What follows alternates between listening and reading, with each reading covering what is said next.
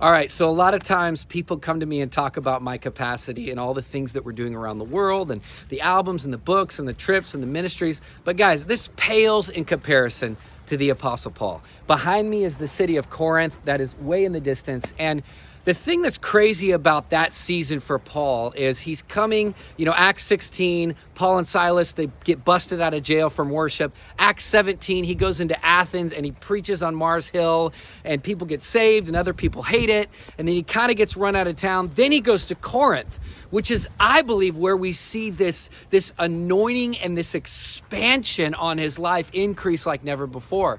And it actually sets a blueprint for what is possible for us. So you see at Corinth, a city of 800,000 people, right? It is the spot in that day. And it's a spot of commerce. It's a spot where there's always stuff happening and there's a ton of sexual immorality. There's a lot of paganism. In fact, to act like a Corinth, that phrase actually means to be sexually immoral.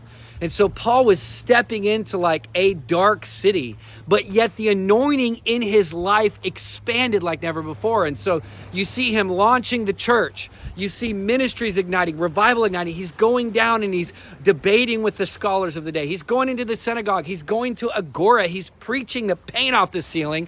At the same time, he launches a tent making business where it's the tent making and the proceeds from that are funding the revival that's happening. So he's a businessman, he's a preacher, he's a debater, and then we also see him as a writer. He's writing First and Second Thessalonians, probably more books that we don't know about, but he's writing stuff, he's sending stuff out. So listen, the point is this: don't limit the calling of God on your life. God's ability, the anointing, the calling, the mandates, it doesn't mean you have to live in burnout land. It means that you can actually step into a place where you can do more than you ever thought.